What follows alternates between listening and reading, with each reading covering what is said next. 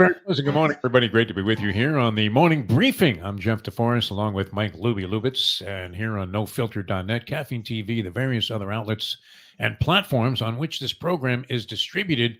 And it's our getaway show, Lubie, our getaway show for 2023. And I don't know, how did you come to the end of the year? I'm not one of these people to dwell excessively on the negative and think, oh, geez, man, I'm so happy that fucking year is over. That's not necessarily my approach. Because after a while, too, after you've been on the planet long enough, like I have, I mean, the time kind of blends together anyway. And 2024, I'm hoping, is a year of tremendous promise for everybody out there, including us and the people here at NoFilter.net, which seems to be growing. So there's reason to be optimistic. How are you about New Year's Eve, Lubie? Do you consider it amateur night like many people do who just don't want to go anywhere? And they always shrug it off with a real wise guy like, yeah, it's amateur night. You say, hey, we got some great plans for New Year's Eve. Would you care to join us? Nah, it's amateur night. I don't They give you that. I It's used like, to okay, love Shecky that. Green, what are you talking about here? It What is about you? I mean, are you inclined to go out? You're a young man. I mean, you probably have celebrated New Year's Eve in a variety of fashions. I know I have. And I am at the stage where I don't know that I do this because it's amateur night. But probably just content to be home and, look around the house there and say, okay, here we go, 2024. How many resolutions can I fail at this year? What's been your experience, though, on New Year's Eves? I've done the variety. I've gone out, and even though it was a pain in the ass, still had a good time. Over the years, I've realized that isn't as fun, and it's a lot of work, and I'd rather not do work on New Year's Eve. It's funny. Last year we had people over, and that was one of my more favorite. Going to my buddy's house, having people over is my favorite. We're here, we're set. If you want to drink, cool. You don't have to worry about it. We usually are sobered up by the time we leave. No concern, just fun. This year, I don't know. This year, the year is just freaking flown by. We did a lot for Christmas. Like, we were all over the place. That I don't know what we're doing. My wife bought champagne. She's like, I think we'll need champagne. I'm like, yeah, that's not a bad idea. I don't know what else. I have no idea. You're just hoping your Uber driver isn't loaded if you go out. When you get in the car on the way back, and you know the story. It happened to me where I had a caller that used to call my radio shows all the time, and he went by the tag Mitch the Cabbie. Hey, it's Mitch the Cabbie here. The Giants suck. What are you talking about? And that kind of thing. And so I thought one New Year's Eve I would hire Mitch the Cabbie and just have him be my personal chauffeur that night for my girlfriend and I were going to go down to a place about a half hour from my house.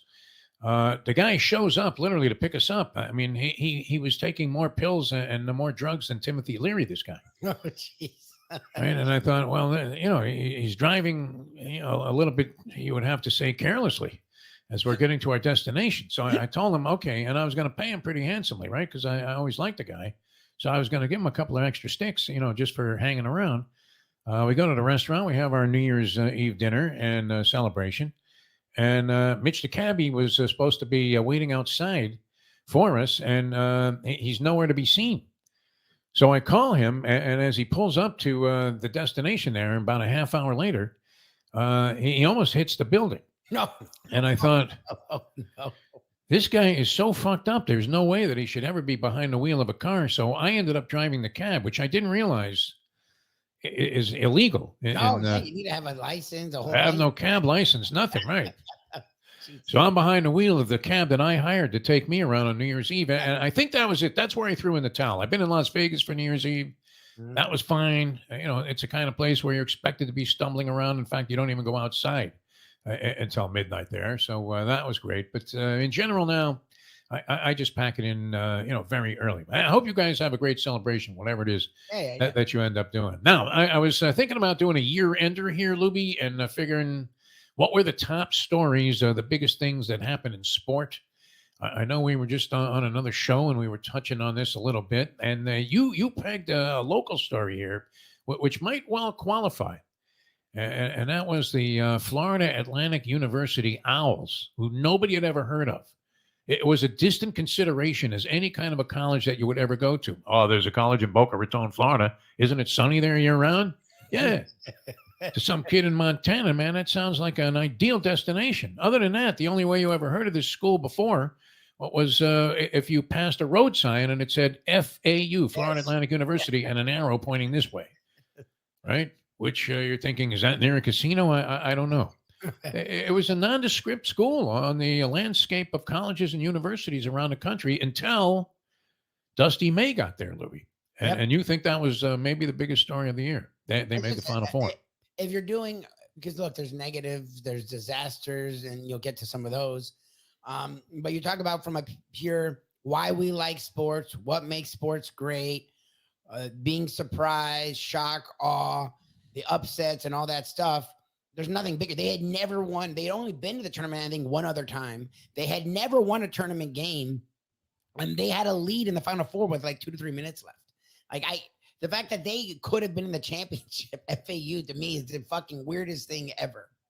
One of the great Don Quixote sports stories. You always love that. I mean, it's similar to what we were discussing yesterday with this Tommy DeVito thing. Only it involved a team, and they went a lot further with the story. I mean, they literally were approaching James J. Braddock type of territory there as Cinderella men by getting to the Final Four, which also happened. The oddity, South Florida, where we originate from, is probably the worst market for college basketball. Not just in the country. Like I think we compare unfavorably with like Indonesia when it comes to interest in college basketball here. You would go on a talk show, which I did for many years in South Florida, and bring up college basketball. And no matter what, you could pour your guts out, go on some brilliant soliloquy about how Rick Pitino is the greatest coach that you've ever seen, and talk about whether or not the University of Miami would have success. Talk about a game that was sensational that happened the night before. And then you'd let's go to the phones. And sure enough, you go, okay, Manny and Miramar, you're on Sports Talk, whatever. And the guy would go, you think Don Shula should retire? I'll hang up and listen. It's like, you couldn't sell this shit to anybody. So that we had in 1 year, 2 teams, 2 local college teams in the Final Four was pretty sensational. But I was looking at kind of an avant-garde list. Okay. Would you have included this on a list of the top 10 biggest sports developments in 2023, the idea that you really didn't have a big mix intertwining of politics and sports this year? No, you didn't. It actually was very, on that front, I feel like it was really quiet. Yeah, you didn't have LeBron there like he was John Carlos and Tommy Smith. Like Rapinoe, none of that. You didn't really have a lot of that in the year of 2023, no. No, you didn't have a lot of controversies involved there, and there was no Colin Kaepernick talk, although the Jets were thinking about activating Colin Kaepernick for their game coming up tonight against the Browns. That would be, I mean, would that not be a big story? That might eclipse virtually everything. I mean, yeah, had a lot of great individual accomplishments. I mean, if you go back, the first big event of the year for me is the Australian Open, which is in January, and it's just a couple of weeks away from getting underway. You've got the return of Nadal and all of this other stuff going on, but that was where it began. And then you had this ridiculous run by Novak Djokovic. Tremendous individual accomplishments in tennis. Coco Gauff had a breakthrough year. Young Coco Gauff, the American here from South Florida, by the way, 19 years old, wins the U.S. Open. That was phenomenal. Did Serena finally retire? I don't know. Yeah, she going to come out in another one of those wrestling outfits there, like she was Ric Flair? Take down a couple of people that qualified, in the prelims there to get into the U.S. Open, and everybody's going to go nuts. I don't know, but tremendous individual accomplishments, team accomplishments, all across the board. We were very lucky in South Florida. Had an NBA team in the finals, which nobody wanted to concede, Louis, that Denver was just a great team. Nope. Well, they still don't. It's so funny how much people still want to ignore that team. Yeah. Because Jokic, I mean, he just he doesn't look the part. He looks like a slug, doesn't he? 100%. And then the way he plays is so slow and plodding and boring and unathletic. He's just good. I mean, you would think he was Billy Pauls, the Whopper, back in the day. Just a Greg Ostertag probably was smoother in the way that he moved around the basket than then Jokic does, and yet brilliant. I mean, it's great. It's like watching a guy that has the head of Bill Walton in terms of internal passing, and also can operate on the outside, and then he shoots the ball like Bill Laimbeer without ever leaving the ground. Doesn't he? I mean, Laimbeer had that weird three every now and then, top of the key shot. But yeah, I mean, just phenomenal. And then Murray really blossomed when he came back from injury, and they had terrific team support. Yet everybody ignored them as a possibility to win the championship until they got up against the upstart Miami Heat, who really didn't seem to have the goods to be able to contend with them in spite of their phenomenal run and knocking the Boston Celtics out. A lot of great stories on the NBA platform this past year. NHL, too. We were fortunate here to have a deep interest in the Stanley Cup.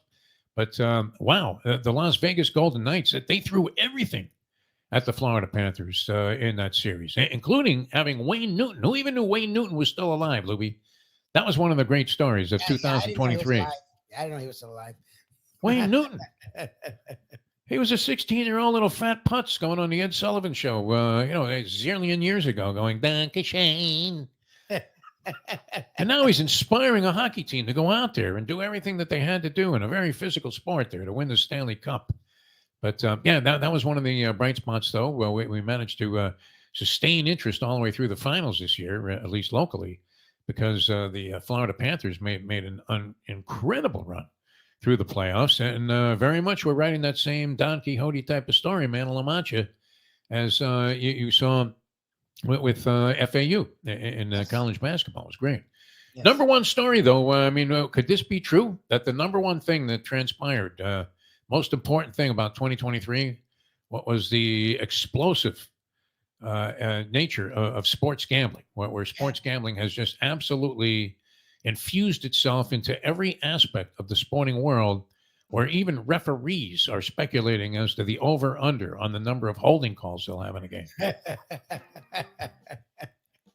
Tim Donaghy was before his time, wasn't he? I mean, too bad.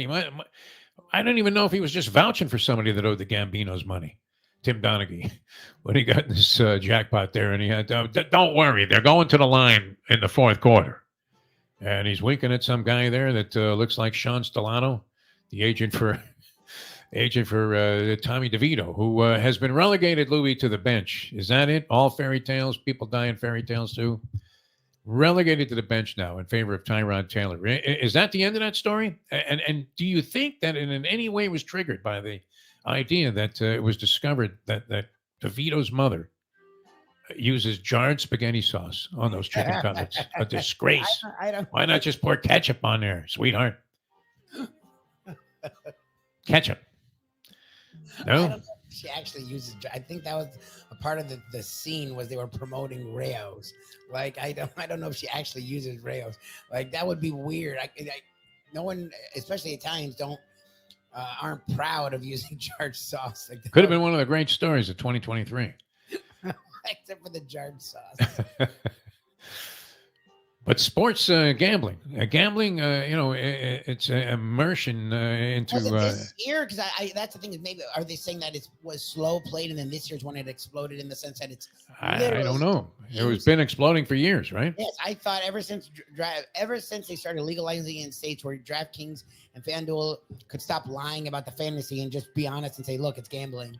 Like I thought that it was big. Like this year was big. Like, I don't understand. Was this person asleep?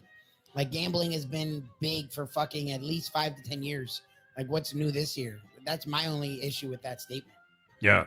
I don't know that it was the number one thing. I mean, the emergence of sports gambling has been transpiring for decades. Well, I mean, going all the way back to my first encounter with Louis the Lipschitz, piece of shit that he was. Graveyard, Monday, 10 o'clock. Don't be late. No excuses, DeForest. All right, we hope you have no excuses to make for 2023 and that you have, I don't know, Lubie's not a resolutions guy. I would have to say that I accomplished none of the things that I set forward to with what I thought was a very strong mindset going in, a determined mindset going into 2023. That's not very encouraging. And I'm ending up on injured reserve here at the tail end of the year. So that's also a little bit frustrating. But it's going to be a great year. I hope you guys had a good time tuning into the morning briefing. We're going to continue and try and bring you some, key elements of the sporting world and other philosophies in 2024. Thanks so much for tuning in. For Mike Lubie Lubitz, I'm Jeff DeForest. Have a happy new year and a healthy new year, everybody. And we'll see you next Wednesday Yes. on the next edition of the Morning Briefing here on NoFilter.net.